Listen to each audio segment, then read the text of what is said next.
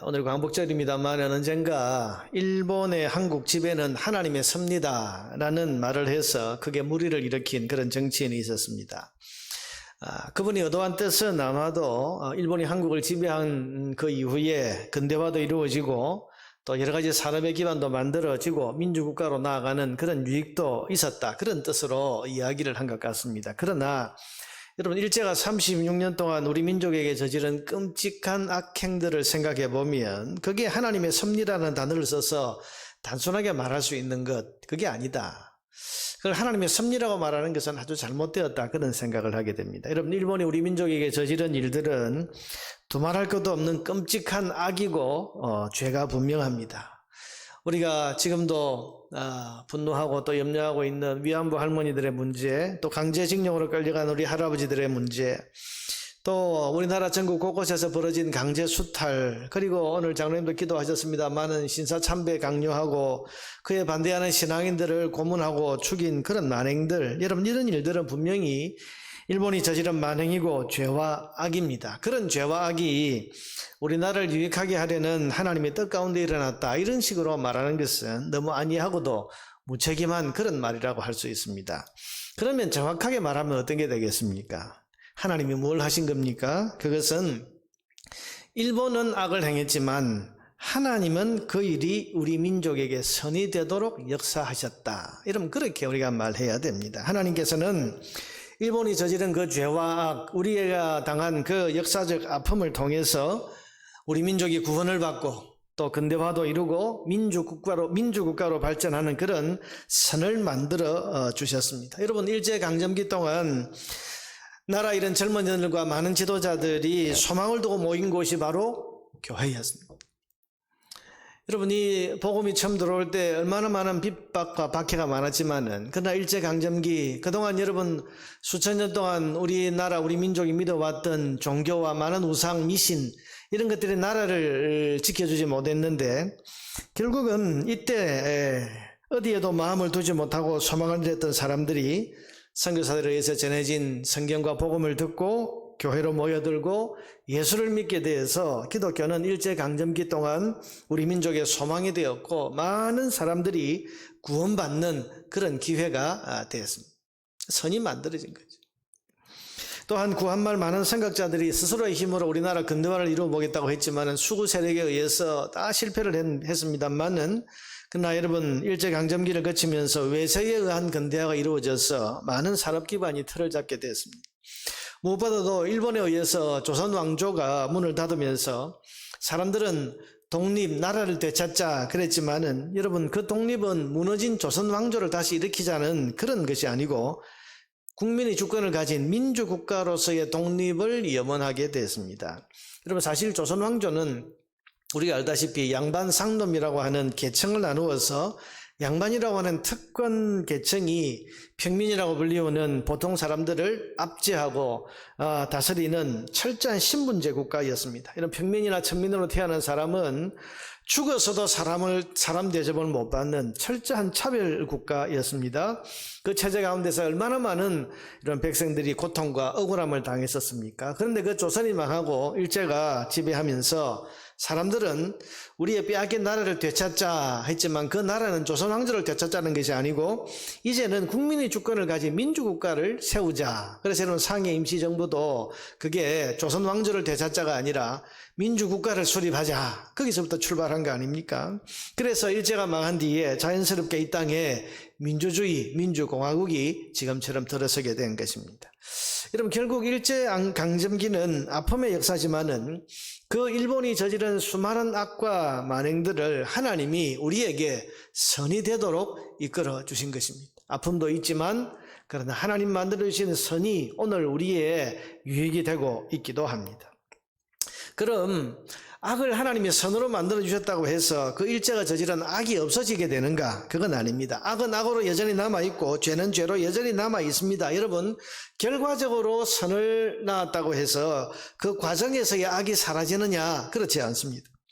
결과적 선이 과정의 선이 되는 것이 아니고 결과적 정의가 과정의 정의가 되는 것이 아닙니다. 선은 하나님이 결과적으로 만들어내신 것이지 그 악을 저지른 사람이 저지른 죄와 악이 없어지는 게 아니라 그 말입니다. 여러분, 요셉을 팔아먹은 그 형들의 죄가 여러분 결국 책망을 받지 않습니까? 예수님을 팔아먹어버린 가룟 유다의 죄도 하나님께 심판을 받습니다. 요셉을 팔았기 때문에 요셉 네가 애굽의 총리가 되고 우리가 이 온 가족이 흉년에서 살아남을 수 있게 됐다. 그러니 우리가 너를 팔아먹은 것은 죄가 아니다. 여러분 이렇게 말할 수 없는 겁니다. 그 죄는 분명히 하나님께서 형제를 팔아먹은 그 죄에 대해서 하나님이 책망하시고 물으시고, 내가 예수님을 배반했기 때문에 예수님이 십자가를 지게 됐고 예수님이 십자가에서 죽으셨기 때문에 우리 모두가 구원받게 됐으니 가룟 유다 나는 죄가 없다. 이러면 그렇게 말할 수 있는 게 아닙니다. 그래서 가룟 유다가 예수님을 팔아먹인 그 죄는 아무리 정당화시키려고 해도 하나님은 그 죄에 대한 책임을 물어서 심판을 하십니다. 그러니 여러분, 결과적 선이 결코 죄를 덮지는 못하는 것입니다. 선은 하나님이 만들어내시는 거지 악을 행한 사람의 악은 여전히 남아있는 겁니다. 그러니 일본이 과거에 저지른 죄와 악에 대해서 회개하지 않으면 하나님이 책임을 물으시고 심판하실 것입니다. 우리 때문에 한국이 근대화되었다, 우리 때문에 민주주의가 이루어졌다, 여러분 일본 우익들의 주장처럼 아무리 자신들이 죄가 없다고 정당화시키고 그렇게 말해봐야 그들이 저지른 수많은 악행들에 대해서 하나님은 회개하지 않으면 반드시 징계하실 겁니다. 하나님은 회개하지 않은 죄와 악에 대해서 반드시 심판하시는 분이기 때문입니다. 근데 여러분, 하나님은 심판하시는데 우리는 어떻게 해야 될까요? 오늘이 마침 광복절이라서 일본 얘기를 했습니다마는 여러분 일본뿐 아니라 우리에게 악을 행하거나 죄를 저지른 원수나 미운 사람, 분노를 일으키는 악한 사람들이 있는데 그들이 저지른 죄와 악에 대해서 하나님 반드시 심판합니다. 그런데 그들에 대해서 예수 믿는 우리는 그런 사람들에 대해서 어떻게 대하고 어떻게 반응해야 될까? 분노하고 미워하면서 되갚아줘야 될까? 아니면 그리스도인으로서 우리는 다른 반응을 보여야 될까? 오늘 읽은 이 로마서 본문은 우리에게 해를 가하거나 죄와 악을 저지르는 사람들을 우리가 어떻게 대해야 하는지를 가르쳐 주시는 하나님의 말씀입니다. 우리의 삶에는 미운 원수도 있고 도저히 용서하기 어려운 일을 행한 사람들도 있는데 그런 사람들에게 우리는 어떻게 행해야 될까? 오늘 본문을 통해서 저와 여러분에게 말씀하시는 하나님의 음성을 들으실 수 있게 되기를 바랍니다. 첫째는 성경은 그들에 대한 심판을 하나님께 맡기라고 말씀합니다. 19절 말씀입니다. 여러분 19절 제가 읽어보겠습니다. 내 사랑하는 자들아, 너희가 친히 원수를 갚지 말고 네 손으로 원수를 갚지 말고 하나님의 진노하심에 맡기라. 기록되어서되 원수 갚는 것이 내게 있으니 내가 갚으리라고 주께서 말씀하시니라.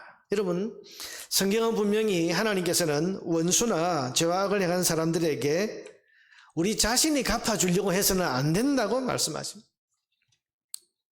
여러분, 우리는 생활 속에서 종종 이런 말들을 합니다. 저 인간은 내가 언젠가 반드시 갚아준다.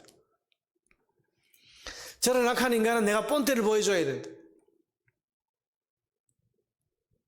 속된 말로 저 인간은 내가 반드시 언젠가는 갚아줄 거다. 이런 말을 합니다. 이게 다 무슨 말입니까? 내가 복수하겠다는 말이고 내가 심판하겠다는 말이에요.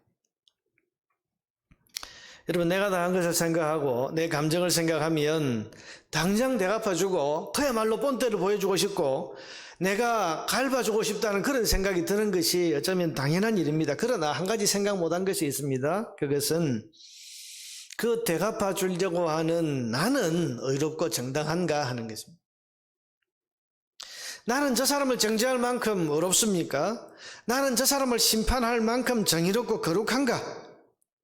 내가 저 사람을 갚아주겠다 그러지만은 그 갚아주려고 하는 나는 또 다른 사람들에게 갈범을 당할 만한 죄나 악을 저지르고 살지를 않았는가 하는 것입니다.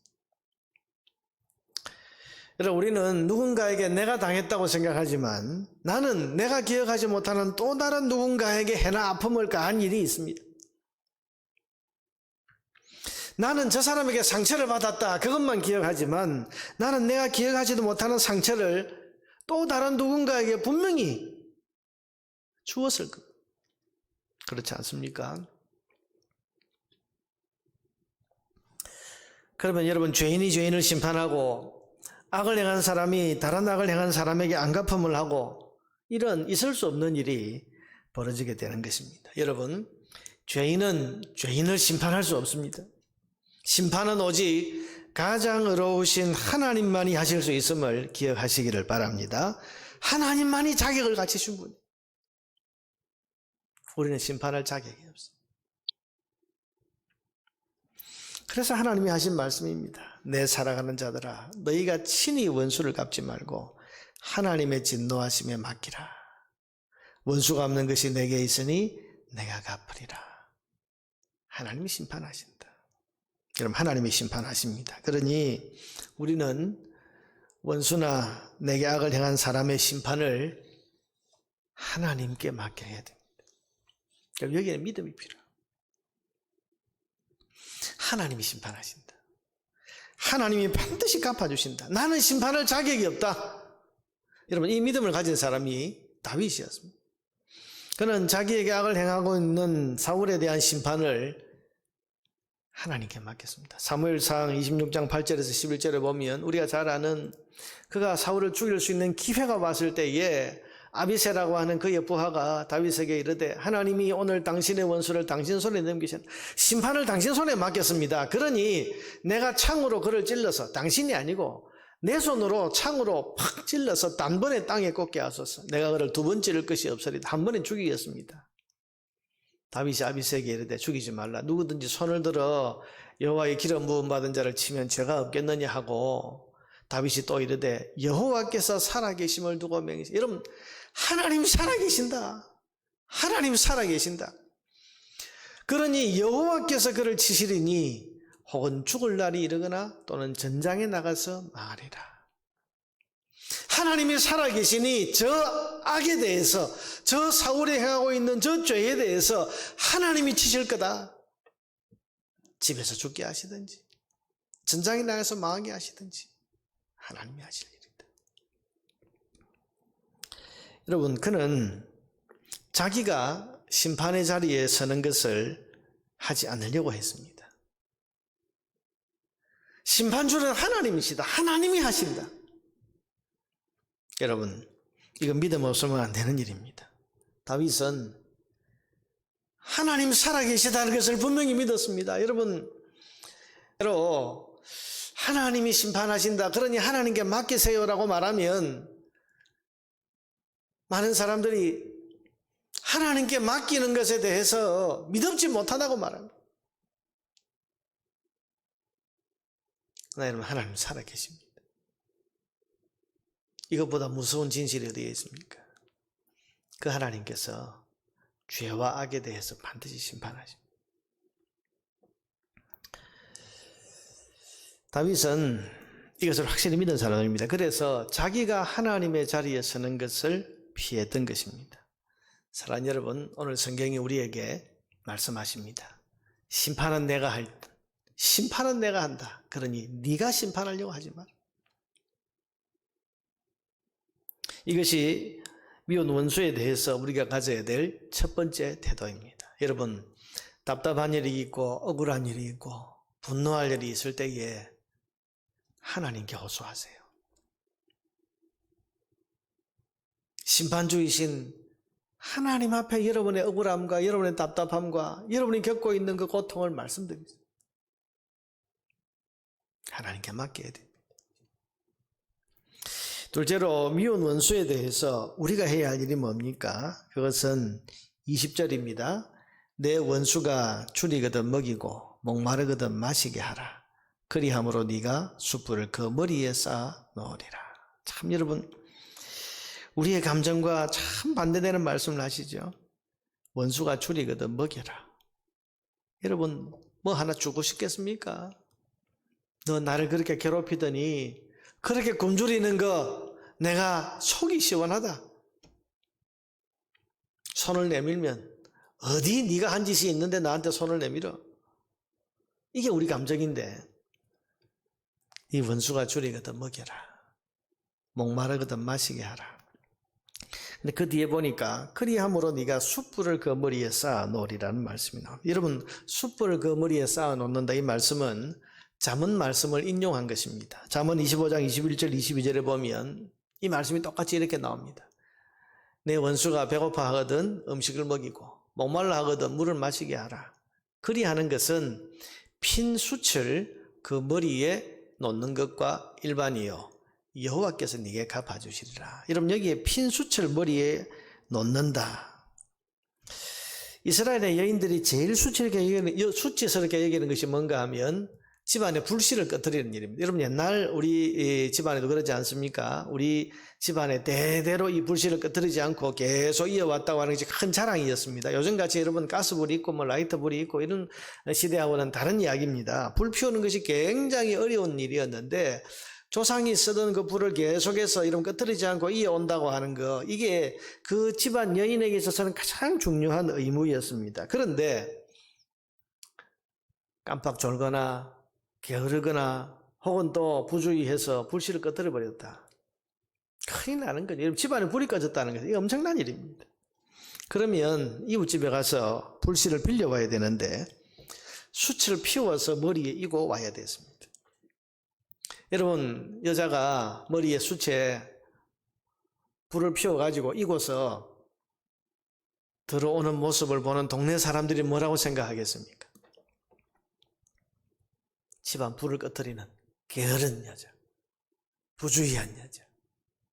여러분, 마치 예전 아이들이 오줌 싸면 옆집에 가서 소금 얻어오라고 키를 뒤집쓰고, 여러분 그렇게 오면 그게 동네 놀림거리가 된 것처럼 머리에 숯을 여러분 불 피워가지고 불씨를 얻어오는 그 여자의 모습은 정말 부끄러운 이야기잖아요.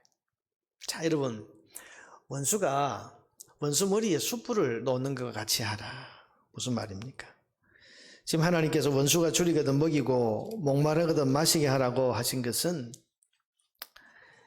21절 말씀과 연결되는 말씀이죠. 뭐라고 그랬습니까?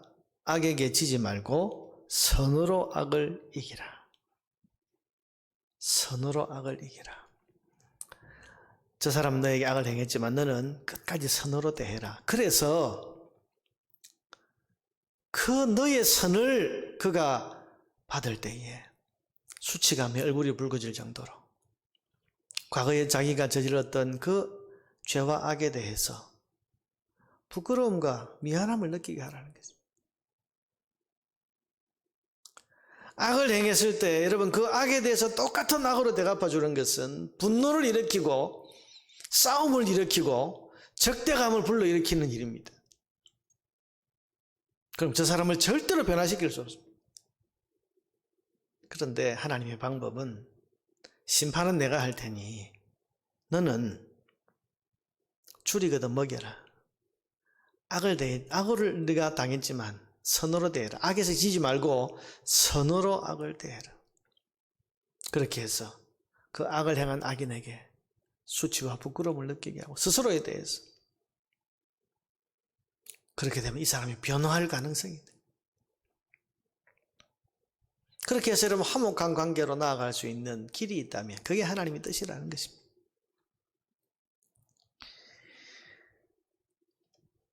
여러분 17절 말씀에도 보니까 아무에게도 악을 악으로 갚지 말고 모든 사람 앞에서 선한 일을 도모하라. 너희는 끝까지 선을 행하라는 것입니다. 우리말 속담이 이해되지 않는 속담 중에 하나가 미운 자식 뭘 하나 더 줘요? 떡을 하나 더 주라. 참 이해 안 되는, 여러분 그거 어떻게 해석하시겠습니까? 미운 자식인데 떡을 하나 더 주라? 미운데 왜 더 줘요? 근데 이 성경의 지혜와 통하는 그런 뜻은 아닐까 그런 생각을 해봅니다. 이런 밉다고 해서 학대하고 밉다고 해서 외면하고 여러분 그렇게 대하면 결과가 뭐겠습니까? 악의 열매를 거두게 되는 거죠. 근데 여러분 지혜를 가졌던 우리 조상들이 그런 미운 자식 문제를 해결하는 게 뭐라고요? 떡 하나를 더 주는 것이. 그럼 그런 문제가 악의 열매가 아니고 선의 열매가 맺힐 수도 있지 않겠습니까? 여러분, 악을 악으로 대해서, 악을 내가 당했는데 거기에 대해서 선으로 대한다.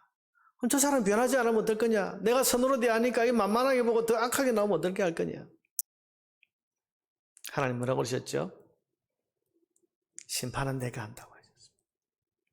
심판은 내가 한다. 자, 여러분, 오늘 로마서의 말씀은요, 심판은 내가 하니 너는 선을 행하라. 우리의 책임과 우리의 의무에 대해서 지금 말씀하죠. 우리는 본성을 따르는 사람이 아니고 하나님을 따라 살아야 되는 사람입니다. 우리를 만드시고 구원하신 하나님께서 너희는 악을 당했어도 선으로 돌려주라. 너희는 손해를 입었어도 이익으로 대갚아주라. 너희는 상처를 받았어도 치유로 되돌려주라. 그렇게 말씀하십니다. 그래서 그 악인으로 하여금 머리에 핀 숯을 이고 다니는 사람처럼 스스로 부끄럽게 만들고 스스로 잘못을 깨닫게 만들어서 화평한 관계로 나아가게 해야 한다는 것이 우리 하나님의 뜻입니다. 여러분, 예수님도 똑같은 말씀을 하십니다. 마태복음 5장 43절에서 내 이웃을 사랑하고 원수를 미워하라 했다는 것을 너희가 들었으나 나는 너희에게 이르노니 너희 원수를 사랑하며 너희를 박해하는 자를 위하여 기도하라. 이같이 한즉 하늘에 계신 너희 아버지의 아들이 되리니. 여러분, 하나님 아버지의 아들답게 사는 게 뭐냐? 원수를 사랑하고 박해하는 자를 위해서 기도하고 축복하는 것이다. 이는 하나님이 그 해를 악인과 선인에게 비추시며 비를 의로운 자와 불의한 자에게 내려 주심이라. 너희가 너희를 사랑하는 자를 사랑하면 무슨 상이 있으리요? 세리도 이같이 아니하느냐?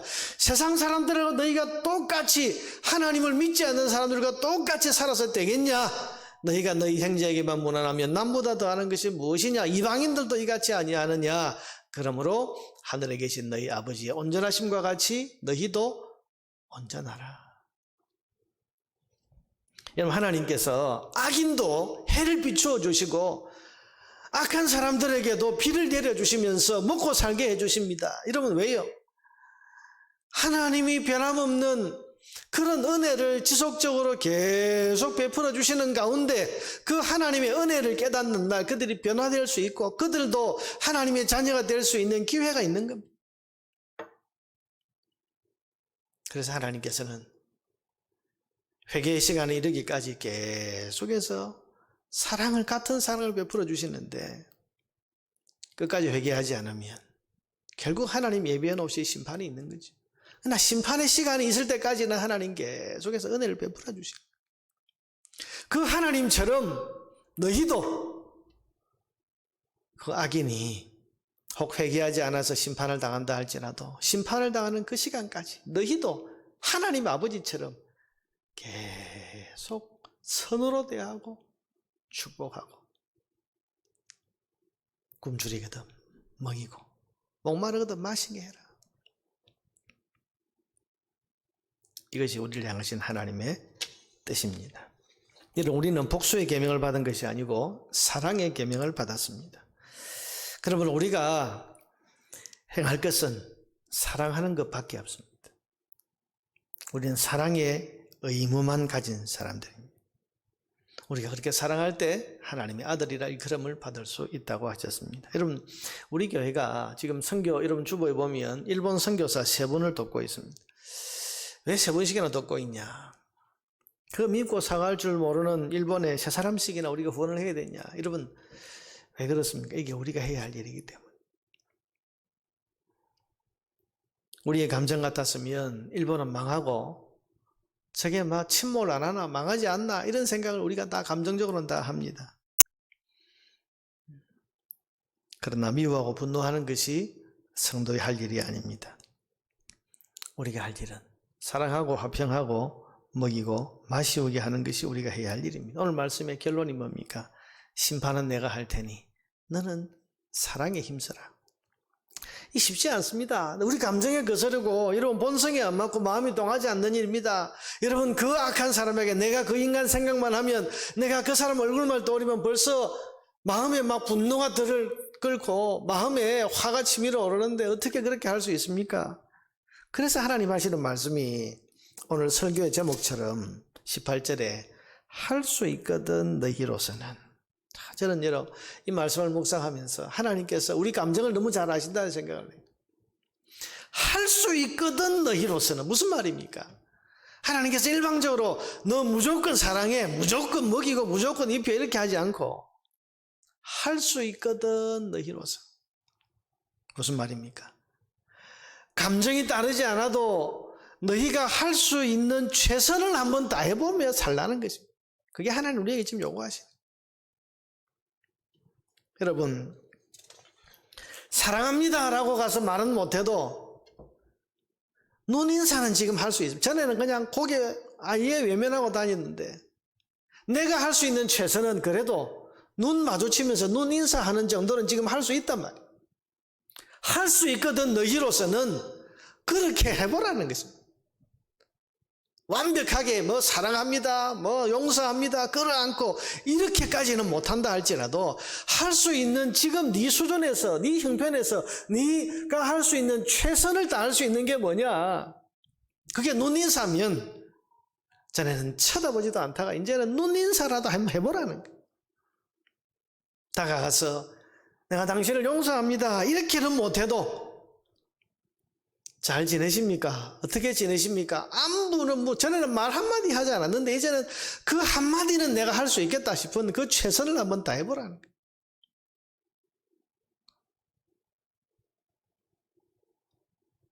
사랑으로 끌어안지는 못해도 여러분 인사의 악수는 내밀 수 있지 않겠습니까? 지금 내가 할 수 있는 거.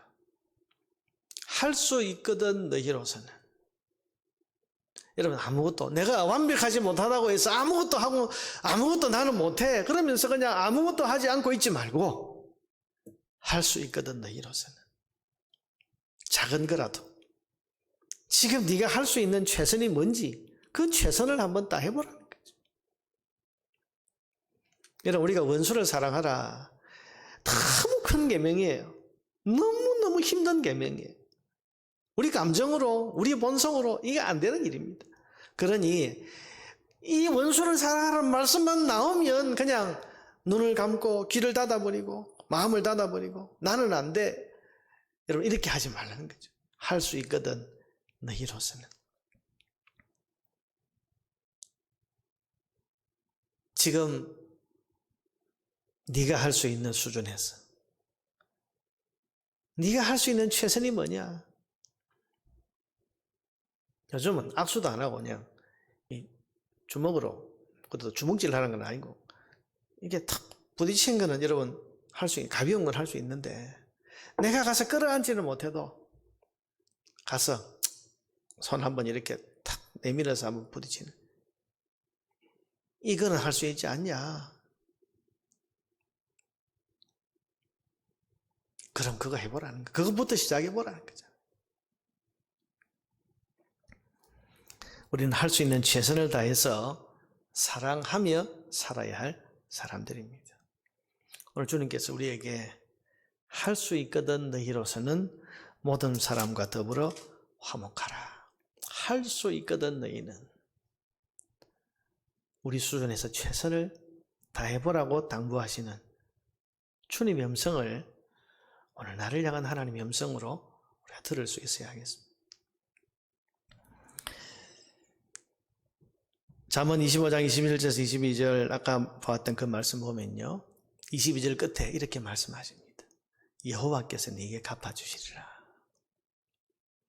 그 최선을 다하면서 순종하려고 심판을 하나님께 맡기고 나는 하나님 말씀대로 할 수 있는 최선을 다해서 작은 손짓이라도 작은 몸짓이라도 한번 해보려고 몸부림치는 너에게 여호와께서 갚아주시리라. 하나님 그 수고를 아신다는 거죠. 그 수고를 기억하시고 거기에 합당한 칭찬과 상을 베풀어 주신다는 것입니다. 사랑하는 여러분, 사랑하며 사시기를 바랍니다. 사랑스러운 사람뿐 아니라 사랑스럽지 않고 심지어는 믿고 싫은 원수 같은 사람도 할 수 있는 최선의 사랑으로 대할 수 있기를 바랍니다.